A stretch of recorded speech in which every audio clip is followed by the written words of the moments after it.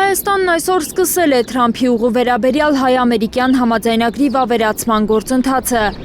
Կառավարությունը հաստատել է այդ փաստաթուղթը վավերացնելու մասին նախագիծը։ Մենք ըստ էության սկսում ենք շրջանակային համաձայնագիրը վավերացնելու գործընթացը։ Հետո համաձայնագրի սահմանադրականության հարցը պետք է որոշի բարձր դատարանը, եթե խնդիրներ չլինեն, ազգային ժողով կհասնի նախագիծը։ Շրջանակային համաձայնագիրը նախաստորագրվել էր սույն թվականի մայիսի 26-ին իմ եւ Միացյալ Նահանգների պետքարտուղար Մարկո Ռուբիոյի կողմից Երևանում եւ այնուհետեւ ընդամենը օրեր անց հունիսի 1-ին եւ հունիսի 4-ին համապատասխանաբար էլի պետքարտուղար Ռուբիոյի եւ իմ կողմից ստորագրվել էր Վաշինգտոնում եւ Երևանում։ Միրզոյանը Մհեր Գրիգորյանի հորդորով անդրադարձել է չորեքշաբթի The Guardian-ում հայտնված տեղեկությանը։ Ստեղծվում է Trip+ հիմնադրամ, որը կգլխավորի Ռուսաստանում ծնված հիմա Միացյալ Նահանգների քաղաքացի գործարար Կոստանտին Սոկոլովը։ Ստեղծվում է մի ամերիկյան ընկերություն, որի անունը Trip+ է, իրավական առումով սա մեր էս Trip զարգացման ընկերության հետ շատ, այսպես ասած, ինչպես ներկայացեցի, միջնորդավորված եւ անուղղակի կապ ունի։ Եվ այս Trip+ կոչվող ամերիկյան ներդրումային ըստ ամենայնի ընկերության ղեկավարը նշանակված մարդը եւ այս հիմնադրումն արված այն ինչ որ մեր մամուլում այսօր եւ երեք ես նկատեցի գրվել է, վերաբերվում է դրան, այդ Trip+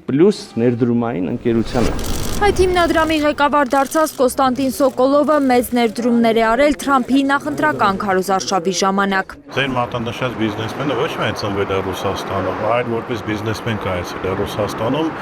եթե չեմ սխալվում, մինչև 2015 թիվը ինքը բիզնեսներ ուներ Սանկտ Պետերբուրգում, հատկանշական քաղաքի իհարկե, եւ այնուհետեւ գնացել է սովորելու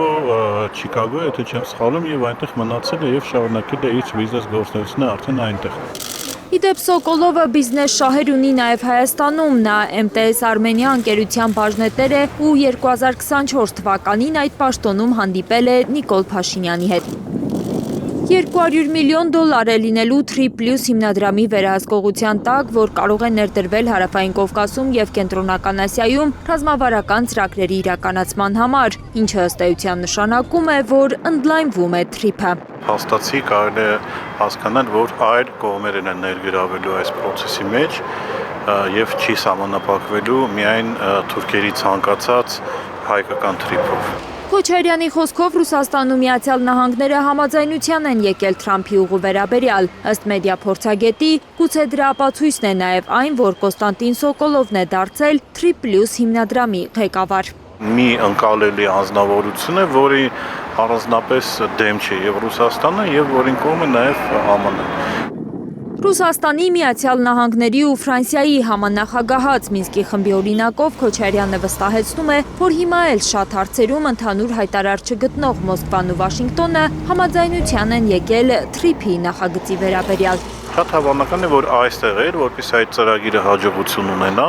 ռուսական եւ ամերիկյան կողմը իրանք որոշակի հայտարարի եկան, որ երկուսն էլ ձեռնտու լինի, որովհետև եթե ռուսական կողմը եւ այնուհետեւ իրանական կողմը սկսեն խոչընդոտել Trip-ի ծրագրին, այստեղ որևէ բան չի ստացվի։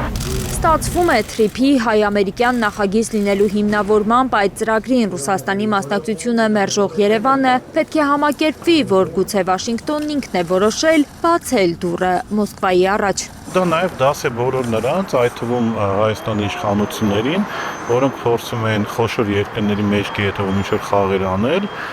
որ խոշոր երկրները ամեն դեպքում որոշ հարցերում կարող են իրար հետ պայմանավորվել։ Գուցե պատահական չէր նաև Հայաստանի փոխարտգործնախարարի հայտարարությունը, որ Թրամփի ուղին ԵԱՏՄ կանոններով է գործելու։ Քոչարյանի խոսքով նոր զարգացումները փոխում են շահերի վերաբաշխումը Հարավային Կովկասում, նվազեցնում Թուրքիայինը, ավելացնելով Ռուսաստանինը։ Լիլիթ Սարգսյան, Հենրիկ Համազասպյան, Արմեն Ապրեսյան, Հայլուր։